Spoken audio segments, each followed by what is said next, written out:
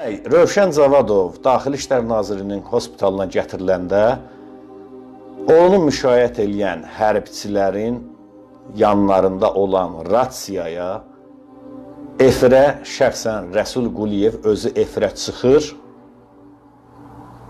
və həmin adamlara bir cümləlik 3-4 kəlmədən ibarət bir göstəriş əmr verir. Əgər o, diqqətlə qulaq asın, əgər o sabaha sağ çıxsa, özünüzdən küsün. Asif Sadıqlı burada yazır ki, Mahir Zavadovun da günahı həddindən artıq böyüdür. Mən deyərdim ki, kifayət qədər Mahir Zavadovun günahı var. Çünki mənim üçün Mahir Zavadov tamam başqa adamdır, Rövşən Zavadov tamam başqa adamdır. Mən açığı Mahir Zavadova həmişə rəhmətli Rövşənin ruhuna olan hörmətimə görə hörmət qoymuşam. Demək, Rövşəni müşayiət edən hərbçilərə efirə Rəsul Quliyev şəxsən özü çıxır və belə bir ultimatum verir, əmr verir. O sabaha sağ çıxsa, özünüzdən küsün. Rövşən Zavadov Daxili İşlər Nazirinin hospitalına gətiriləndən sonra Rövşənə heç bir tibbi yardım göstərilmədi. Çünki onun ayağından arteriyasından yaralanmışdı. Yəni ki, o yarı ilə insan hospitalda onun həyatını qurtarmaq mümkün idi. Əgər xatırlayırsınızsa, AMON-la bağlı ANS-in hazırladığı verilişlərin birində rəhmətli Bəxtiyar müəllim, Rövşən Zavadovun atası, o söhbət edir ki, mən deyir, palataya girəndə palata bütün qan gölünün içindəydi. Rövşəni qan apardı, qan axmadan öldü. Yəni, Rövşənin ölümü düşünülmüş şəkildə idi. Və Rövşən öldürüləndən sonra nə baş verdi? Rövşən öldürüləndən sonra artıq Mahir Zavadov Bakıda gizlənirdi. Mahir Zavadovu hər yerdə axtarırdılar. Gənclik tərəfdə onların evləri var idi. Mən xatırlayıram, mənim tələbə yoldaşım həmin o məhəllədə qalırdı.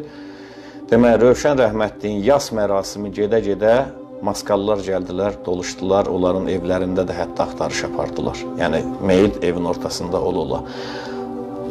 Allah Bəxtiyar müəllimə rəhmət eləsin. Bəxtiyar müəllim bir çox rayonlarda prokuror işləyib, o cümlədən Şamaxda da prokuror işləyib və Rövşən rəhmətli Şamaxının bir nömrəli məktəbində də təhsil alıb və bizim onun həmyaşıdları, qohumları var ki, taytuş olublar, onlar bir yerdə voleybol oynayıblar, nə bilim, da tanıyıblar bir-birini. Rövşəni tanıyan hər bir adam onun haqqında,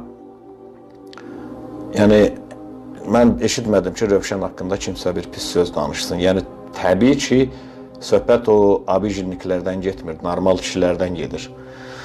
Demək, Rövşən rəhmətə gedəndən sonra, qətlə yetiriləndən sonra nə baş verdi? Türkiyə səfirliyi inkognito rejimə keçdi, qapalı bir rejimə keçdi. Fərman Dəmirkolu apardılar Bakı Hava Limanına, ANS çəkib, bu kadrlara yəqin ki, bir çoxunuz baxmısınız. Və orada gördünüz ki, Altan Karamanoğlu deyirəm, əstəğfurullah, Fərman Dəmirkolun ağzını açmağa belə qoymurlar, danışmağa belə qoymurlar, ağzını yumurlar və orada danışmağa cəhd edir bir neçə dəfə. Və bu məsələ ilə bağlı çox təəssüflər olsun ki, bu günə kimi Fərman Dəmirkol da əsl həqiqətləri danışmır. Amma mən orada elə hiss elədim ki, o videoya baxanda Fərman Dəmirkol biraz belə, necə deyim, xarakterli insandır. Özünə görə belə bir xarakteri var. Orada danışmaq istəyirdi, amma təəssüflər olsun ki, orada bir uzunsaç bığlı bir kişi var idi. Türkiyə İstihbaratının, Milli İstihbarat Təşkilatının əməkdaşı kameranı cəh qabağını tutdu. Sonra dedi, bəni çək, belə filan. Sonra Fərman Dəmirkolun ağzını tutdu. İndi dostlar, bax, suallar ortalığa çıxır. Nəyə görə Süleyman Dəmirəl bu cinayət hadisəsində iştirakçısı yox, təşkilatçılardan biri oldu? Nəyə görə Rəsul Quliyev o 20 nəfər, 26 nəfər killer dəstəsini gətirmişdi? İndi mən sizə bir dənə Rəsul Quliyevin səsini qoyuram. Sadəcə biraz vaxt imkanım olmadığına görə mən bunu video şəklində sizə göstərə bilmirəm. Rəsul Quliyevə sual verirlər. Başqa dövlətlərin təsiri oldu mu bu hadisənin baş verməsində? İndi dinləyək. Birbaşa rol olur mu?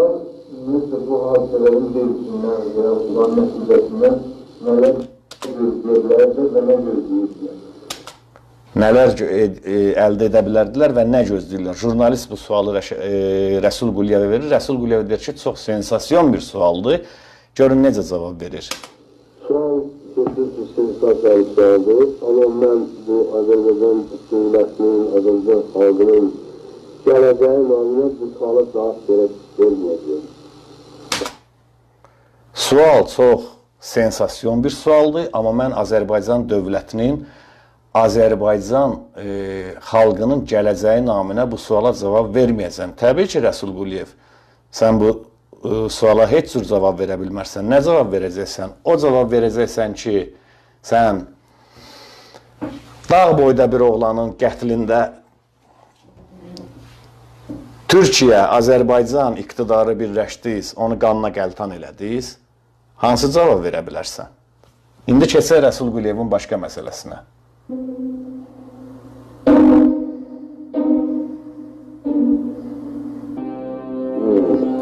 Komanda burada iştirak edirdi. 777-nin 120 nəfəri, sən də məni yaxşı tanıyırsan. Bir də 776-nin 96 nəfəri. Və həqiqətən də Naxçıvandan da gəlmişdi. Baxın. Və onlar da həqiqətən istəyirlər iştirak eləsinlər bu əməliyyatda. Amma şöyle gətirdi ki, onlar da əməliyyatda iştirak edə bilmədilər. Əməliyyatda iştirak etməmişlər. Bəli. Yəni bunlar bu əməliyyatda iştirak... Naxçıvandan 26 nəfər gətirilmişdi, onlar bu əməliyyatda iştirak etmədilər. Çünki əməliyyatda iştirak etməyə ehtiyac yox idi. Tamam bir başqa adam Rövşəni vurdu. Həmin adam bəlkə indi istifaya çıxmayıbsa, həmin adam paqon daşıyır. Və onların iştirak etməyinə ehtiyac yox idi. Amma o 26 nəfər gətirilmişdi və onlar haqqında görün nələr danışır bu. O killer dəstəsi haqqında. Eləməkləri baş tutmadı, lazım olmalı. Çünki bu sahib olmayan iki qrupdan bu əməliyyatı özünü axıra qədər həyata keçirə bildi. Bunlar həddən artıq yüksək səviyyəli dövlətini başa düşən cavan uşaqlardır.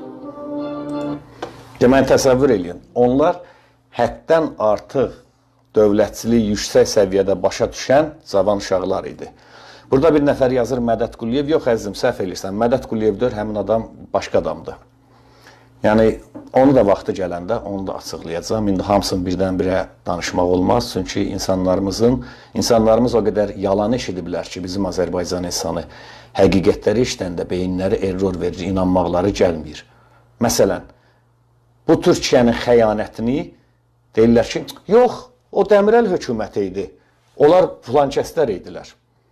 Yaxşı, bunu bildik. Bəs 46-cı ildə bizim aydınlarımız güllələnəndə, onda da CHP idi hakimiyyətdə. Yaxşı, bəs 20-ci ildə Xəlil Paşa qatardan mürgüləyəndə, onda da filankəslər idi, bunda da filankəslər idi. Yəni, bir dəfəlik bilin ki, əzizlərim, bir dəfəlik bilin. Burada bir nəfər yazır ki, əpiyyət 26 təhlükəli rəqəm, bəli, 26. Bir dəfəlik bilin ki, biz özümüzə güvənməliyik. Heç kimin qucağına tullanmaq ehtiyacı yoxdur. Və bilin ki, Allah Rövşənə rəhmət eləsin və bilin ki, Azərbaycanın kifayət qədər zəncavər, kifayət qədər cəsarətli, kifayət qədər igid döyüşçüləri var. Sadəcə biz həmişə qəhrəmanı kənardan axtarmağa çalışmışıq. Və ona görə də o bir rusların məsələ var, deyir, net proroka voçistvi, yəni vətəndə peyğəmbər yoxdur. Biz həmişə durub bir obraz yaradırıq, Türk əskərinin obrazı. 1000 nəfər əfqan gəldi Azərbaycanda vuruşdu. Çeçenlər gəldi vuruşdu. Bir dənə rüzgar ordusu gəldi yalandan, rüzgar kimi əsdi, çıxdı, getdi. Adını da qoydular ki, rüzgar ordusu da Azərbaycana gəldi. Amma onun elədiyinin hansı birini onlar gəldi elədilər? Yəni, AMON-un da axırda qanına qəltan bunlar elədilər. Səbəbkarı bunlar oldu. Və Fərman Dəmirkolu da ondan sonra götürdülər, sakitcə ağzını tutdular, bağladılar, qoydular, apardılar. Və bir şey bilmək lazımdır, əzizlərim.